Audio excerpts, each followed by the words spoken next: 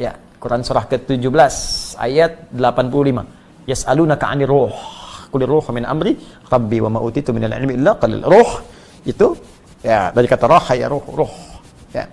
Nah, kalau Anda mendapatkan sesuatu yang berdampak pada ruh, enak, tenang. Misalnya duduk dulu, itu sholatnya berpengaruh pada jiwa, gitu kan? Nah, itu disebut tarwihah namanya. Tarwihatun. Jadi saat sholat ada getaran ke jiwa enak, terus istirahat sebentar, sholat lagi, tarwihah. Kalau berkali-kali dijamakan namanya tarawih. Nah, kan? Baik, malam Ramadan ada sholat apa? Tarawih. Nah, tarawih itu sifatnya. Jadi tunaikan sholat dengan tenang. Ya, ada dampak ke jiwa, itu maksud tarawih. Ya. Jadi kalau kita punya getaran ke jiwa, tenang, nyaman, nah itu sifatnya disebut apa? Tarawih. Kalau dalam sholat itu sampai kita tobat, sujud, doa, begitu tobat jatuh air mata, diampuni dosa sampai malam itu. Dari semua perjalanan hidup kita sampai di situ. Nah, itu disebut tarawih. Nah, jadi jangan tergesa-gesa. Ya, ada orang sholat 11 rakaat 1 jam. Masa yang 23 7 menit? Allahu Akbar, Allahu Akbar, Allahu Akbar. Nah, itu ya. Nah, jadi walaupun secara fikih mungkin bisa benar, tapi nilai tarawihnya bisa hilang. Secara fikih mungkin bisa benar, bacaan cepat mungkin bisa saja. Tapi nanti ada beberapa bagian-bagian yang hilang. Tumanina apa dan sebagainya. Ya, nggak usah jauh-jauh, Nabi aja kan nggak begitu gitu. Ya, pelan-pelan. Nah, kembali kepada tadi, jadi amalan apa yang dikerjakan saat Ramadan? Kita rinci tadi. Ya, masih ingat yang pertama tadi kan ada 2, sedekah. Ya, karena itu siapkan dari sejak sekarang. Tabungan kita pelan-pelan. Tidak harus uang, makanan ya. Yang kira-kira nanti bisa dikonsumsi. Sekarang banyak saudara-saudari kita terdampak dengan situasi sekarang itu. Yang kekurangan makanan, berbagi, terapkan. Kita bikin program yang amin itu, Ansar Muhajirin itu ya. Alhamdulillah teman-teman dimanapun Anda berada, kami telah kirimkan bagian pertama ke saudara-saudari kita Indonesia yang ada di Malaysia, sudah sampai, semoga bermanfaat. Dan juga untuk teman-teman kita coba bersabar ya dalam situasi ini. Saya sarankan semua yang Allah titipkan sehingga terasa lebih. Bukan kaya, ingat. Ya, awas, yang kaya itu Allah, Anda cuma dapat titipan. Dan itu dihisab oleh Allah Subhanahu wa taala. Jadi sebelum itu dipindahkan pada orang lain, gunakan secara baik ya untuk memberikan kebaikan kepada keluarga kita, keluarga terdekat dan yang jauh samping-samping kita. Bersinergi. Nah, kata Nabi, ayo berbagi saat Ramadan walaupun cuman sehirup air, 1 kurma. Ya, itu bahasa majas ya. Jangan gini misalnya aqua 1 sedot udah kan kok cuma sedot ya hadis Nabi kan tidak. Ya, jadi itu majas kiasan ya, batas kiasan lah. Jadi walaupun air kita bagikan ya, kurma nggak harus dimasak lagi ya. Jadi bisa langsung. Tapi yang matang. Ya, jangan kurma yang mentah itu kan. Oh ini kok mentah ya, tunggu sampai buka mungkin matang kan. Tidak begitu. Ya, jadi kasihkan yang bisa dikonsumsi. Jadi 1 sedekah, nilainya tinggi. Kemudian Quran. Ya, Nabi aja sampai hatam Ramadan itu sekali. Ketika akan wafat 2 kali hatam. Ya, tadarus, pahami artinya ya dengan baik, baca dengan bagus. Yang ketiga tadi salat malam, hidupkan. Ya, itu amalan diantara yang dianjurkan Nabi Sallallahu Alaihi Wasallam. Dan ada kalimat muhasabah. Muhasabah itu introspeksi diri, ya, minta ampunan dari dosa. Yang kelima memperbanyak doa. Perbanyak doa itu ada di Quran surah kedua dalam rangkaian ayat Ramadan ayat 186. Memperbanyak doa pada Allah. Tobat, perbanyak doa. Nanti ada buku saya tentang makna ayat puasa. Itu membahas ayat puasa dari ayat Al-Baqarah 183 sampai 187. Dan setiap hurufnya. Saya ayyuhalladzina amanu, ya berapa kali disebutkan di Quran, maknanya apa dan sebagainya sampai ayat 187.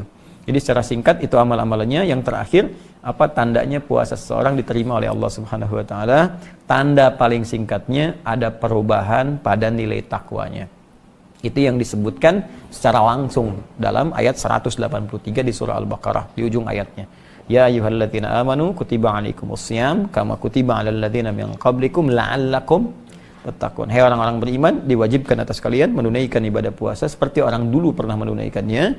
Tujuan puasa itu supaya kalian menjadi orang takwa. Orang takwa. Kemarin saya bahas kan di pertemuan yang lalu. Apa manfaatnya jadi orang takwa? Bisa banyak bahagia. Wattaqullaha la'allakum tuflihun. Apa manfaat takwa? Bisa mudah hidup.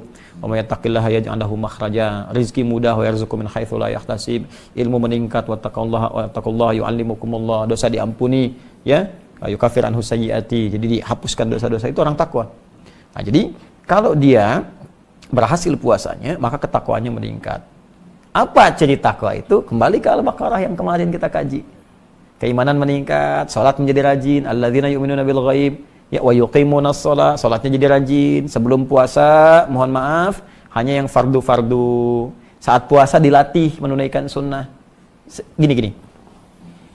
Anda makan tiap hari pakai kerupuk selama sebulan. Selesai. April selesai, kerupuk sampai 30 hari. Bulan Mei pertama kali makanan saya hidangkan, cuman kerupuknya saya nggak kasih. Kira-kira komen pertama apa? Mana kerupuknya? Ada kerinduan kan? Sekarang selama 30 hari, Anda mengamalkan ini. Malam sholat malam, 30 hari terus. Baca Quran. Jadi menurut saya aneh kalau selesai Ramadan, nggak ada yang rindu dengan amalan itu. Pasti akan ketahuan. Makanya puasa itu luar biasa. Dahsyat puasa itu. Puasa itu sangat dianjurkan oleh para ulama melihat pada asarnya, dampaknya. Di puasa itu satu-satunya amalan yang bisa menggabungkan amalan-amalan lain sekaligus mencegah orang berbuat dosa saat puasa. Ya. Coba saat tidak puasa ada orang minta belum tentu diberi padahal depan mata. Saat puasa jangankan di depan mata, yang tak kelihatan di data. Berapa fakirnya di sini? Berapa miskinnya? Pengen sedekah, fitrah. Saat tidak puasa, jangankan sholat sunnah. Sholat fardu tertinggal, masih biasa. Bagi sementara orang. Saat puasa, jangankan sholat fardu tertinggal sunnah, gelisah.